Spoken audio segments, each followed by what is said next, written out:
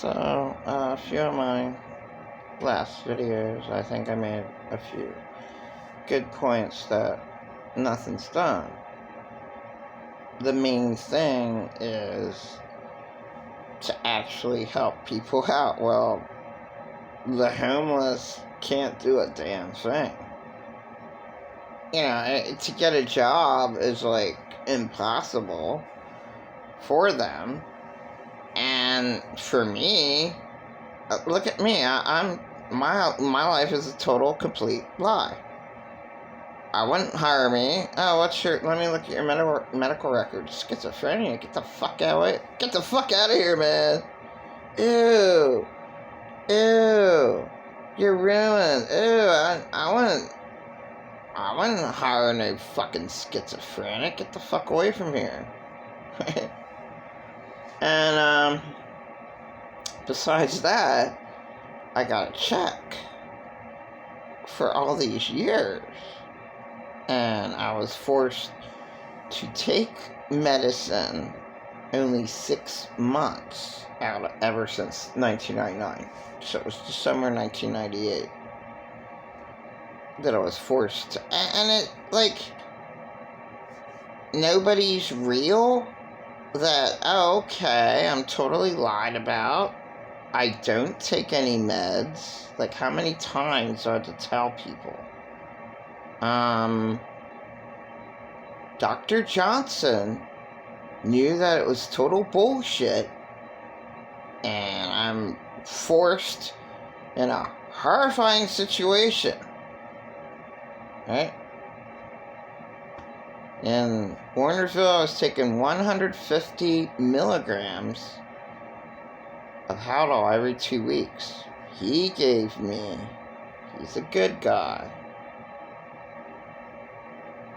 30 milligrams every 3 weeks because I was forced to be given a shot. Now, brainless people like pretend a lot narcissists, like he can't do any math, he doesn't understand what a scammer stranger is, asking for over 200,000 in 10 years. He can't do any math. He's brainless. He's useless. He doesn't understand any numbers and what a number means, so I could go on the whole day trying to explain to him. At Warnersville in 1999 for 4 months, I was forced to take Haldol shot form. Really knocked me out. I was by the water fountain most of the time. They don't give you any, there's no, at least in rehabs, they have spring water. Sometimes they're not filled. They don't always do their job, but they only had a water fountain. So I was at the water fountain trying to get this drug out of me that very much disagreed with me. So that was 150 milligrams every 2 weeks. See, I can't get through to pretend a lot of nurses, so I would have to keep on explaining. Do you understand what 150 milligrams compared to 30 milligrams means? Can you get that? No, you won't. Okay, that would be 120 milligrams difference. But instead of every 2 weeks with the 30 milligrams, it's every 3 weeks. So, you can't get through to people like pretend a lot narcissists. So I just could, think everybody's as stupid as he is. Like, he's just a dumb shit. And he doesn't hear a word you say. Completely gone. Might as well be talking to a brick wall, or a dog would understand possibly better, higher intelligence. animal would be of higher intelligence. They don't understand what you're talking, but they might be able to feel. They might be able to feel sadness. He can't even pretend a narcissist wouldn't even know anything. I'm just saying, he wouldn't understand if you're crying or if you're mad or if you're happy. An animal, a cute little rat, okay? A rat would understand, possibly get more from a rat. If you're happy around a rat, the rat would be able to feel that happiness and know that you're happy, or if you're mad, or if you're sad. So pretend I'm just saying he's completely useless. Okay, he doesn't understand anything you're saying, or even an animal might understand. They could possibly understand, your emotions. Not pretend others. Just give up, throw in the towel on him. He doesn't understand anything. So, alright, try to get through. Warnersville, 1999. I was forced to go there the end of December of 1998. 1999, January, February, March, April, I was forced to be in there. Taking Haldol, 150 milligrams every 2 weeks. Okay. When I got out with a lie, I lied to my, I lied to the person I was supposed to talk to every day. Well, how are you? Well, I'm fine. Well, do you think that your parent, child molested your child? Did they? No. There was, on record, there was Uncle Jim, and he did rape his 2 daughters, on record. So, possibly a family get-together. Maybe it was him who raped my kid, and I got raped. No, it wouldn't have been my parents whatsoever at all. That's what I had to do to get out of there, or else I'd still be there today. Alright, with a strong Haldol that disagreed with me immensely. Alright, so I'm forced to take 150 milligrams every 2 weeks. Wasn't a happy camper in there. Absolutely not. But I made the best of it. There's these weird people, got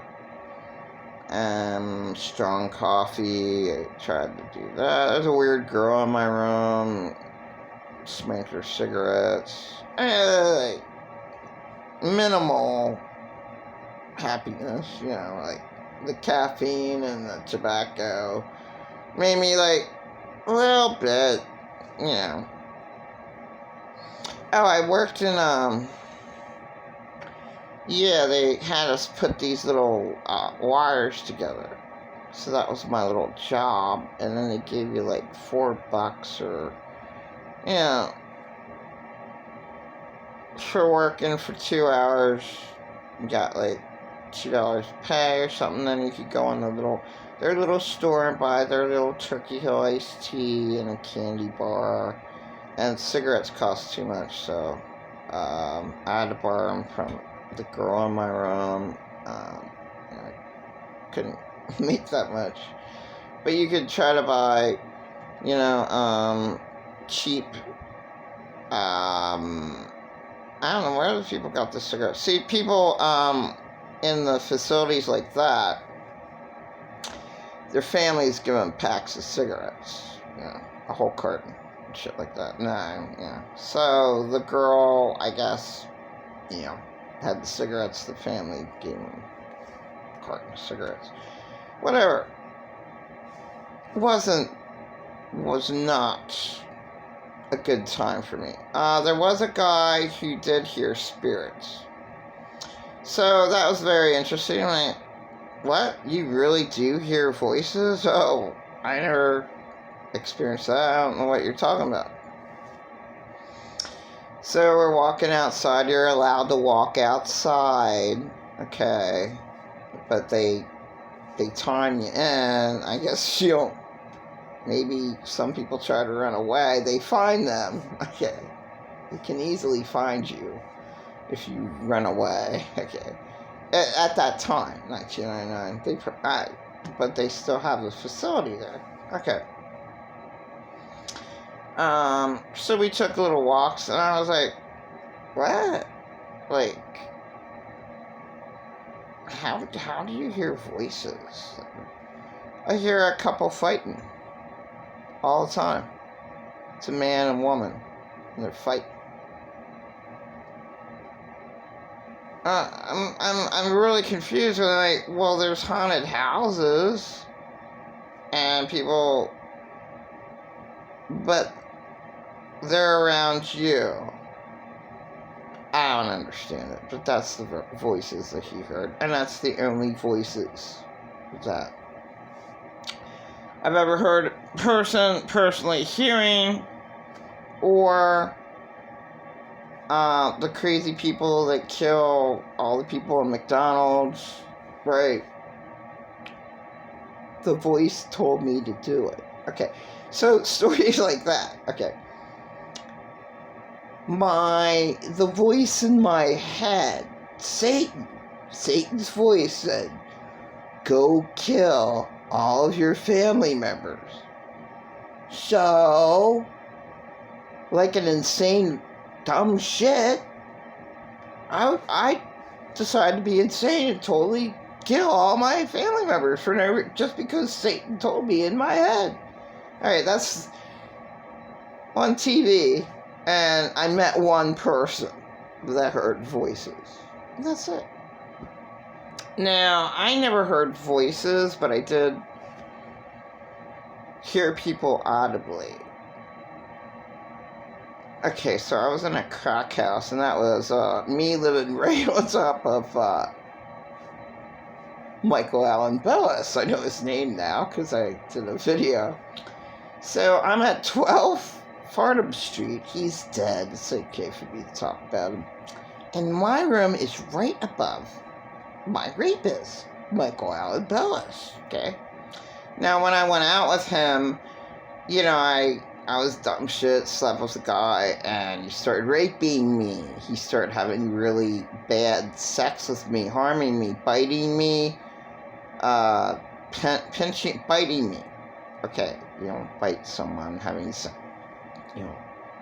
Have them, have really rough sex. Glenn William Grevin saved me in 2012. Okay. Alright, what's my point? And then his weird story of, telling me, this girl broke her glasses, and they're in the car, and the car crashed in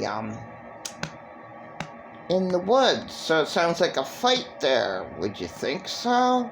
Could you kind of gather that he hurt her, maybe killed her? Bad story. He had bad relationships. Not for him. He thought it was a relationship. For the girl, it was a death relationship with all of his lies and all of his violence and whatever he did. Alright, so I'm learning about my rapist, Michael Allen Bellis, in 2012. And what was my point? Well, that's horrifying. So Glenn William Grevin saved me, because he's lesser of the two evils. In 2006, I'm almost killed every single day, being thrown up against the wall, strangled, my hair pulled, I'm thrown on the floor, I was thrown on the couch, sat on the couch.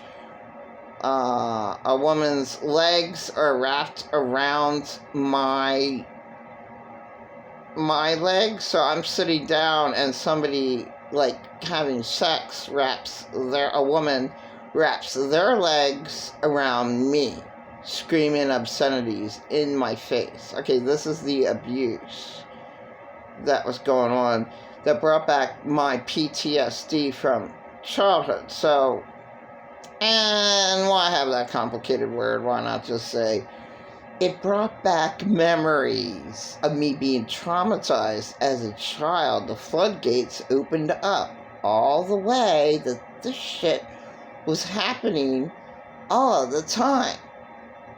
Okay. As a child, me being thrown up against the wall. So, the same person throwing me up against the wall gave me flashbacks, which they call PTSD. You can just say what it is. It was a flashback.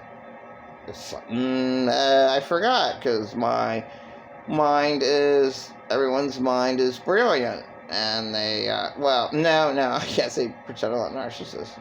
Sorry. Your body's usually an amazing machine. And it's good to forget. So whatever, whoever came up with post-traumatic distress disorder, okay, you don't have to call it that, but your mind forgets so that you can function. So I was on autopilot basically my entire childhood, because I was traumatized to death, raped to death, thrown up against the wall. So imagine me, the smallest of the small, being raped to death and then thrown up against the wall, and their leg being held.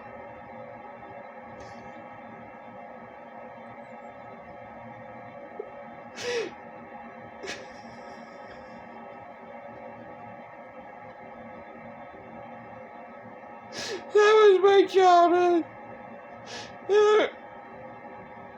Remember what?